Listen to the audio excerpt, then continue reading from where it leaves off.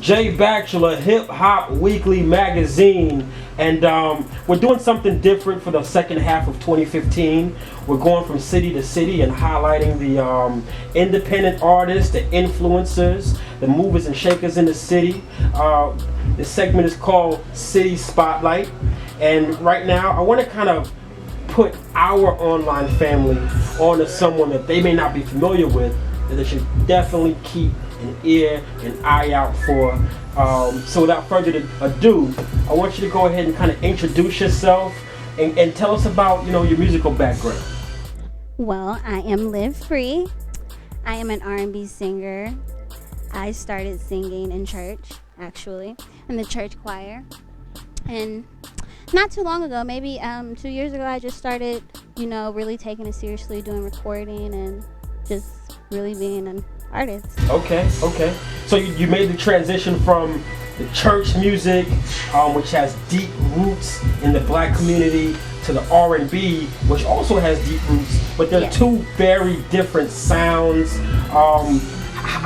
Tell us about that transition. I mean, you're going from the gospel to the secular world. Well, gospel music and R&B music, they're really not that different to me. As far as the message, yes, but as far as the sound and the type of singing that you have to do, it's not that hard of a transition. And I still sing gospel music. I still love gospel music. If I go to church, still sing in the choir, but R&B is where my heart is. Most definitely.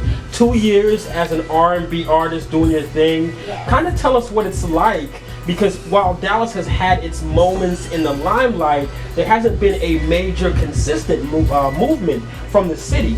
So kind of tell us what it's like trying to put out music that gets the national attention in a city that people aren't always thinking of when they think of major sounds. Right, it's definitely different because there are, in the beginning there weren't that many platforms for me to, showcase my music, but, Dallas is really, the music scene is really getting a lot bigger, so it's definitely a lot easier for me as an R&B singer, because there are not that many, on the scene, so it's definitely easier for me to garner attention to my music and things like that now, yeah. Tell us about your team and collaborations. Is there a label situation right now, or? Well, I'm an independent artist right now, yes, but I do have a team of people that I love so much. My producer, his name is Campion Bond, and he does all the tracks for me, and he's really dope, so, yeah. Now, you're very laid back, kind of soft-spoken and sweet. You think so? Yeah, I don't know. That's kind of my question. Like, some people are one way when they're in person, but then when they get in that studio, when they get on that stage, a whole different personality comes out. Yes, and that's crazy that you say that now, because I go back and watch footage. Like, not too long ago, I just went back and watched. I'm like, who is that person up there? Like, how did you do that? But I'm definitely, once you get to know me, I'm turned up all the time, but it's definitely a difference between how I am on stage versus how I am just sitting right here talking to you. Okay. Tell us about some musical influences. Who are some people you came up listening to that kind of helped inspire you to become an artist yourself? Well, Michael Jackson was my first huge inspiration when I was younger. That was, my first transition into secular music from gospel music. He was the first person I seen that did that, kind of music, and his stage presence and how the people reacted to him at the age that I was. That was so crazy to me, and I remember thinking, like, I want to make people feel that way with my music. Absolutely. You've got some music that's available now. I do. You got a hot single that you're about to release. Tell us about what our online family can hop online and check out now from you. Well, you can hop on iTunes and get my first single that I released, OD, and Hold Me Back. My website is www.freelivefree.com. You just go there and you can find all my music and my visuals. So, yeah. Oh, definitely. And the upcoming joint. We were talking about this before the interview. Let us know what to look out for from you. Well, I'm super excited because it's really different from OD and Hold Me Back, and I want to get a chance to talk about OD and Hold Me Back. But it's really different from those two songs because with that song I was feeling, just fed up with the bullshit and, like, it's called 100. I don't know if I mentioned that or not. And so so I was feeling fed up with the bullshit. And, you know, I was like, I'm too 100 for this.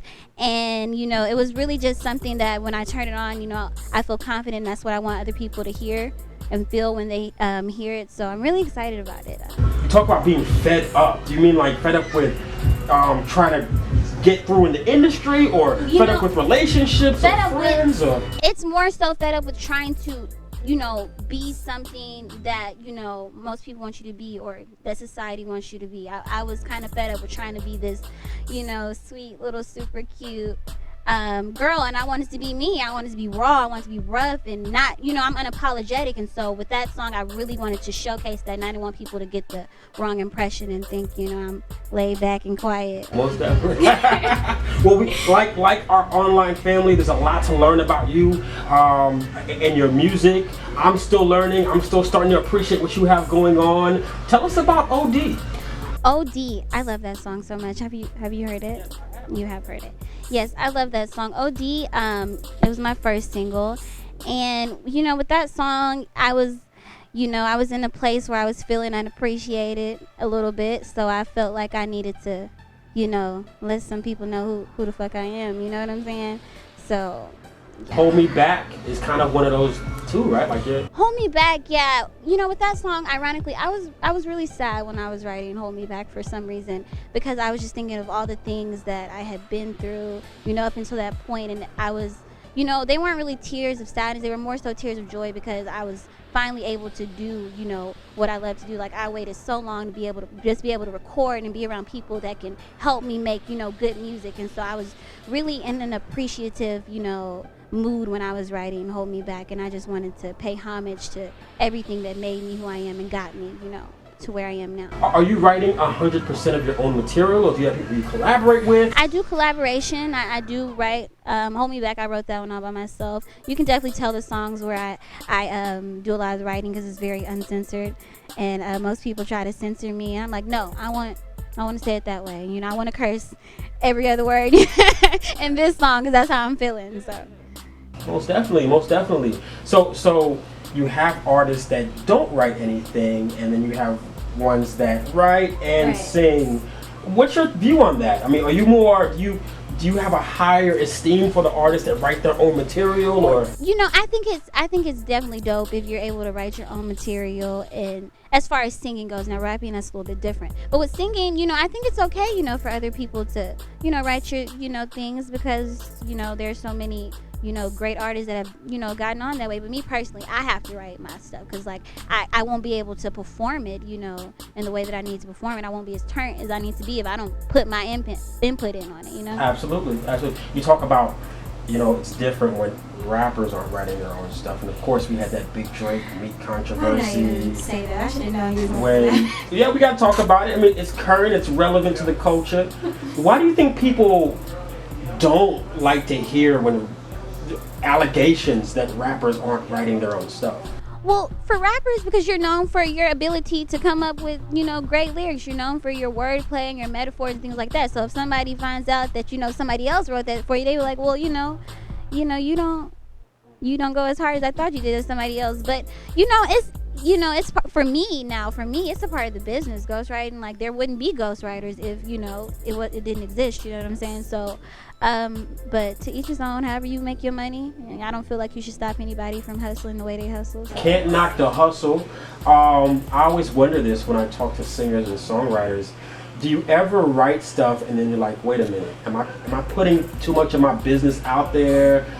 People gonna know who I'm talking about in my circle. Well, you see, that's so funny, because I am so opposite of that. I'm like, I think that's what sets me apart from a lot of artists, because when I'm writing, I don't hold anything back, like, ever. And, you know, with OD, you know, that was pretty close to my heart. And, you know, there were people around me that, you know, kind of, you know, knew how I was feeling and knew what was going on. And when I put that out, I was like, I don't care, shit, you know, because I want to be honest with, you know, the people and my fans, because I know at the end of the day, somebody else is feeling the same way I'm feeling. So if I'm not honest, then, you know, they can't really relate to it in the way that they would if I was completely honest. It's about being creative. It's about living your truth. It's about being free. Yes. And this is live free. Right. So I respect that to the utmost. Before I let you go, let us know what the second half of 2015 is looking like for you as far as work and stuff. Second half, I'm super busy. That's one thing, and that's a good thing. But like I said, I am about to get things ready for 100. That's coming up. Y'all need to be on the lookout, because with that song, I'm doing a lot of big things. Something, things bigger than I've ever done with, any of my other singles. So it's gonna be really fun, and I'm finishing up my project set to be released early next year. No, not yet. We'll keep an eye and ear out for the title of that 2016 release. In the meantime, you got joints on iTunes to get. Yes. You got 100 on the way. It's Live Free. Let us know where to keep up with you online, your Twitter, your Instagram, all that good stuff. Okay, everything is free. Live Free. FREELIV FREE. That's my website. That is my Instagram. Follow me on Instagram. That's my Snapchat, and that's my Twitter. Everything.